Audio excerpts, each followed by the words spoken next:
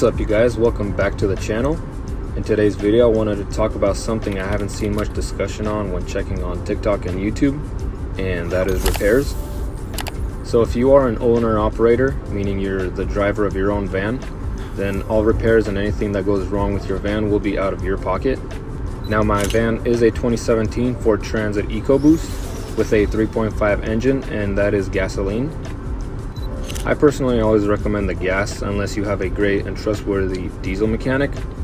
And before we get more into the video, I wanted to recommend always owning an OBD2 code reader, whether that's the generic plug-in style or the Wi-Fi adapter one. Having this has saved me a lot of time and money, not having to run to repair shops and get diagnostics. I know AutoZone has a free scanner you can use, but they may not always be nearby when needed, and they aren't open very late. So for me, I use this Wi-Fi adapter, which connects to my phone, and there are a couple of free apps that let you connect and scan for any issues. My favorite one so far is the car scanner, which not only scans but also lets you see live data, where you can monitor coolant temperatures and other sensors. I will have the links to the product and the app in the description, and this is not sponsored, I just wanted to let you guys know that that's what I use. So here's a list of a couple of repairs and just maintenance that I run through over the year and my experience with them. For my oil changes, I do them every 5,000 to 7,000 miles, which I get done at Ford Service or Firestone Complete Auto Care. It's about $90 to $130 depending which state you're in.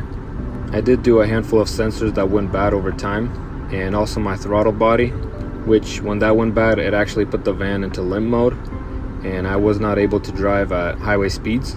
I do want to say these things because the more you drive, the more likely something will fail, even though you may be up to date on your services.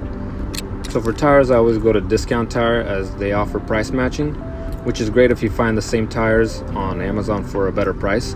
They also have free and unlimited tire rotations, and I get those done every 10,000 miles. And lastly, they do have over 1,000 locations throughout 35 states, and they offer great warranty if you need any replacements.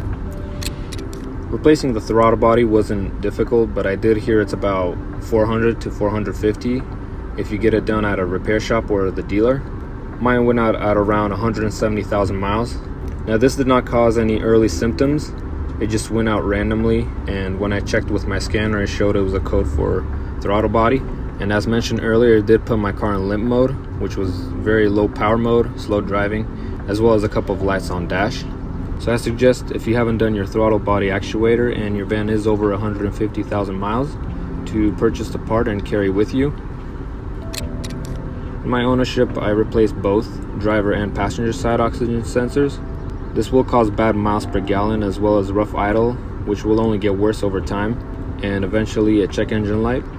On the 3.5 EcoBoost, there are 4 sensors, with 2 on the driver's side and 2 on the passenger.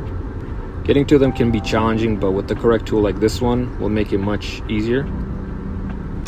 So when my catalytic converter started to go out, I kept getting a check engine light and a code for P0420, and after clearing the code, it would be gone for about a week or 2 and come back. This will cause lower MPG, but that was about it. Finally, I did find the OEM part in stock at a Ford dealer in Dallas, which did come out to $1,012.91. And they were busy for the day, so I took it to an exhaust shop nearby, which was able to get it in and done for $268 in about 2 hours. Now, my turbos going out was actually pretty bad timing. My van was at 150,000 miles at the time, and I was on a load from Kansas to California. Luckily, this was only a single pallet with the weight of 400 pounds.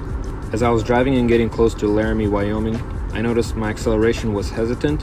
I kept driving and randomly started hearing a whoosh sound coming from the front of the van to the back.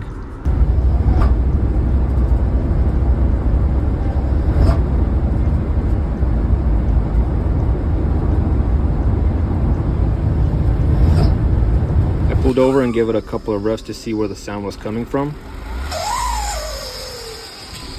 And it seemed like it was coming from the passenger side of the engine near the turbo. At this time, I connected my scanner and got a code for turbo underboost condition, and I really was hoping it wasn't the turbos. So I reached out to the broker of the load that I was hauling, and I told him I had some issues. I cleared the code and I let the van cool off while we stopped for some food. I ended up driving another hour, at which point I noticed the knocking sound starting to happen.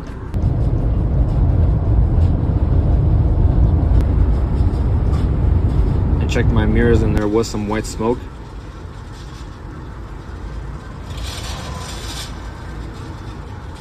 There was a Ford dealership in Laramie, and I took it there as soon as possible.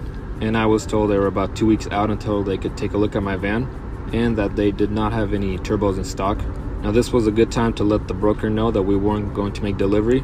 It only took them a few hours, but they did find another driver that came at midnight to meet me at the Ford dealership, and we were able to push the pallet into his box truck. As for the payment of the load, I was only paid half of the agreed amount, which in my opinion was pretty fair. The next morning came around and seemed like every repair shop in Laramie was booked, but I did find a shop in Fort Collins, Colorado, which was willing to take my van in same day. Also, a side note, if you guys did not know, AAA will tow your van anywhere in the US, and I believe up to 4 times in a year if it's under 150 mile radius of towing, and it's not only limited to your state. So long story short, they did take about a week and replaced both turbos as well as a few gaskets, and we were back on the road. But now for the total for repair, if you guys were waiting, that did come out to $5,311.60.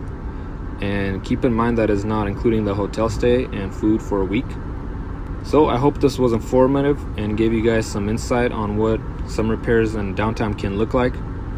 So always make sure to put aside funds for repairs and maintenance. And I hope you guys enjoyed the video. I'll see you guys in the next one.